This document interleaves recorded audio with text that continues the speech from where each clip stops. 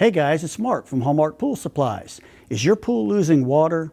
Well, trying to find a leak in a pool can be frustrating, but the good news is there's only 3 types of leak that can occur in a swimming pool, and that is pressure leaks, suction leaks, and structural leaks. Now keep in mind, when finding a leak, there are a lot of different scenarios that can come up. Every situation is different. In fact, you may even find that you've got more than one leak. So this video is going to be a basic guideline which is going to help you guys determine the type of leak that you're working with, so that when you track down and pinpoint the exact cause of the problem, it will make it much easier, saving you both time and money. It does not matter what type of pool you have, if it's concrete, vinyl, or fiberglass. The principles that I cover in this video will pertain to all of them. So for those of you that have a sand or a DE filter, the very first thing we want to do is we want to check our backwash line.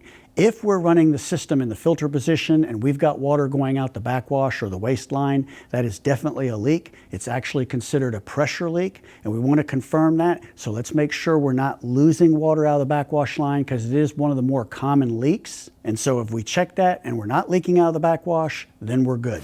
Okay, so the first thing we want to do to determine the type of leak that we're dealing with is we want to take a pencil and go out to the pool, and we want to mark the water line. And I like to mark the water line right there at the skimmer. And then what we want to do while the pool's still running is walk away and come back in 24 hours. 24 hours later, we're going to come back and mark the pool, and at this point, it's going to tell us how much water we lost with the system running in 24 hours. Now from that present mark, what we want to do is turn the pool off and let it sit. And then we're going to come back 24 hours later and we're going to mark the pool again where the current water level is at that time. Now what this is going to tell us is this is going to tell us how much the water loss was in 24 hours with the pool running.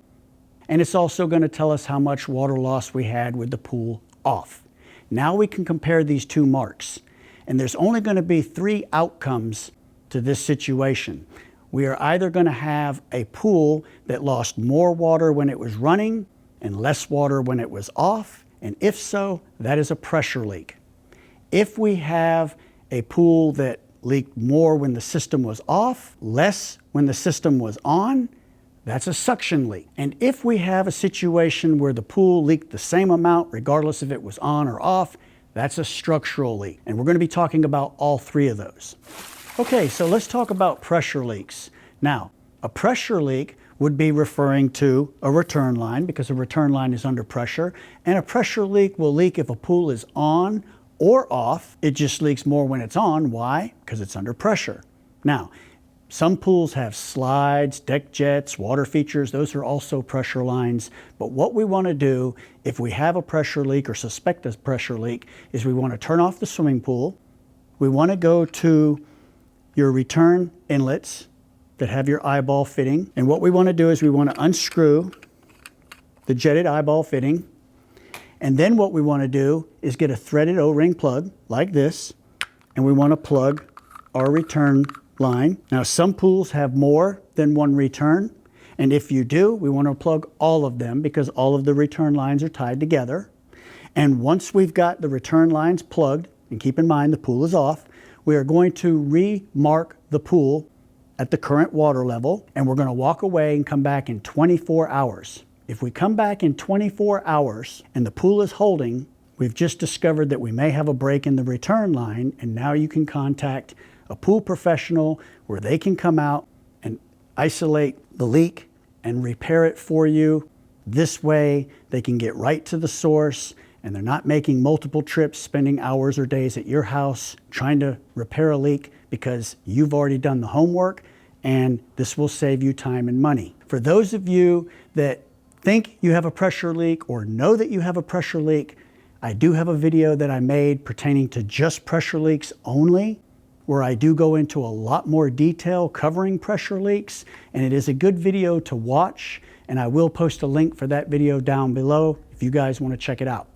Real quick, I'd like to take a moment to shout out Hallmark Pool Supplies. We are a small family-owned and operated business selling pool supplies, and any of you guys that have made purchases from us over the years, you are directly supporting this channel, allowing me to make videos for you, and I definitely appreciate that. And at the same time, if you run into any difficult pool-related problems or issues and you need help, you can even book a phone session. So once again, I do thank you for your support, because without you guys, this channel would not be possible. Okay, so next, let's talk about suction leaks. Now, a suction leak will leak with the pool on or off. It just leaks more when the pool is off. Why? Because it's not under suction. Suction lines are skimmer lines and drain lines, and in some pools we even have vacuum lines. These are all lines that are under suction. So what we want to do is, let's start with the skimmer first, because it's very easy to get to. And so what we want to do is we want to turn the swimming pool off. We want to mark the water level at the skimmer where we're at. And then what we want to do is we want to remove the lid, and we want to remove the basket, and then we want to reach down using the same exact plug we just used to plug the returns, and we're going to plug the skimmer just like that. Now with the skimmer being plugged, we're going to be able to walk away. We come back in 24 hours, and if we determine that the pool is holding water, we may have just discovered that we have a break in our skimmer line, and now we can call our pool professional, and we don't even have to bother with the drain because the pool is holding now after we've plugged the skimmer. Now that's one scenario. I'm going to give you another scenario. Some pools have more than one skimmer. And if you have more than one skimmer, we have to test and plug each skimmer one at a time. We can't plug them all at the same time. Why? Because skimmers, unlike return lines, are not tied together. They are separate. So let's just say we plug skimmer 1, we come back in 24 hours, and we realize that the pool is still leaking. At that point, we want to come out and we want to remark the water level where the water level is presently, and we want to plug skimmer number 2. And keep in mind the pool is off, but we're going to remark skimmer 2, and if we come back in 24 hours and the pool is holding, then we've just discovered that skimmer 2 is the culprit. We still don't have to mess with the drain, and now we can call our pool professional and tell them that skimmer 2 is the problem, and they can isolate that, dig it up, and repair it for you. A third scenario is after plugging skimmer 1 and skimmer 2, we're still leaking. Well, at that point, now we're going to have to go swimming and dive down to the drain. Okay, so the first thing we're going to do before we dive down to the drain is we're going to turn the pool off. We're going to then go down to the drain, and we're going to plug the drain. Now, not all swimming pools have drains. Some of the older pools have one drain. A lot of the newer pools, especially all the new construction today, by code, all pools will have dual drains. So if you have more than one drain, you will have to plug both of them, because the drains, just like return lines, they are tied together. So now that we're down at the drain, what we want to do is we're going to have 2 screws to remove, and we're going to be able to take the cover off. And once we remove the drain cover, then what we want to do is we want to get a number 7 expandable rubber plug, looks just like this, and we're going to actually come in here and we're going to plug the drain line, make sure she's good and tight. And like I said before, if you have 2 drains, we want to plug both. And then what we're going to do is, with the swimming pool off, we're going to mark the water level, and then we're going to come back in 24 hours. Now, if we come back in 24 hours and the pool is holding, we may have just discovered that we have a break in our drain line. So at this point in time, you can call a pool professional, and if the break is between the deck back to the filter system, that can be easily isolated, dug up, and repaired. But if the break is under the pool, that type of repair gets a little bit more costly and is a little bit more difficult to repair. And if this is the case, you can just leave the drain plugged. Like I said before, not all pools have a drain. It is nice to have a drain, but we can omit the drain. On the other hand, if your skimmer line is broke, we can't omit that. We do need the skimmer, but we can omit the drain line if needed. I do have a video that I made on suction leaks, where I do go into a lot more detail covering suction leaks and what they're about and how to do repairs on those type of leaks. And that video is very informative, and it is a good video to watch for you guys that need that. and I will post a link down for that video as well. Okay, so for structural leaks, a pool is going to leak the same amount regardless if it's on or off because it's not under suction and it's not under pressure. One of the most common structural leaks that we would have, let's say in a vinyl pool, would be a hole in a liner. That is considered a structural leak.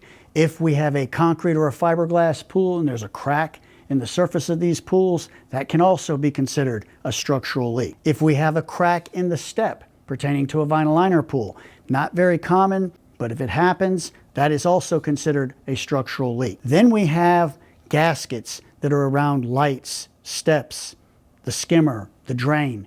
Those can also be considered structural leaks. However, that is not a very common leak, but it can happen. Now, when we get to number 4, this is called a hydrostatic valve. Hydrostatic valves are found in concrete or fiberglass pools.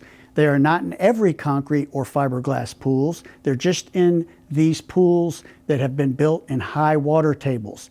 What is the purpose of a hydrostatic valve and how does it work? Well, as you saw, it does open and close. They are spring loaded, and the whole principle is behind the hydrostatic valve is that it is placed in the drain so that if we drain the water in the pool, if we are sitting in a high water table and the water table in the ground is high, then what can happen without a hydrostatic valve being installed, the pool can actually float out of the ground. Now, if we have a hydrostatic valve and we drain the pool and we're in a high water table, instead of the pool floating up out of the groundwater then will go into the pool through means of the hydrostatic valve, and it will automatically fill the pool as opposed to raising the pool up out of the ground. Like I said, not all pools have hydrostatic valves, but it will be pertaining to pools that are in a high water table, and it only pertains to concrete or fiberglass pools. Vinyl pools do not have hydrostatic valves. And if the hydrostatic valve, because it is spring loaded, happens to break or the gasket is wore and it's closed and it's not sealed properly, that can be a leak, and you can definitely replace the hydrostatic valve if you have one. A hydrostatic valve, even though it is considered a structural leak, is not a very common leak. Now we move on to the light line. Now, not all pools have lights, but pools that do have lights, it is very important that we monitor the pool. And let me show you, because if you have a light in your pool, you're going to walk out and you're going to see a black junction box. And what that is the light line comes in and the cord goes through the light line and goes up to the junction box, and the junction box is actually set higher than the pool. So this way, when the pool is completely filled, and even if the pool is overfilled, water does not get into the junction box where the electrical connection is made. So as an example, let's say the line is broke right here. If it's broke here, the pool will leak to this point and it will stop. So now one might come out and assume that we're below the return and we're below the skimmer, but I'm above the light and the drain, that we must still be good, when in fact, the light is broke and we've lost water. So if the light line is broke here, the pool will leak a little bit more and stop.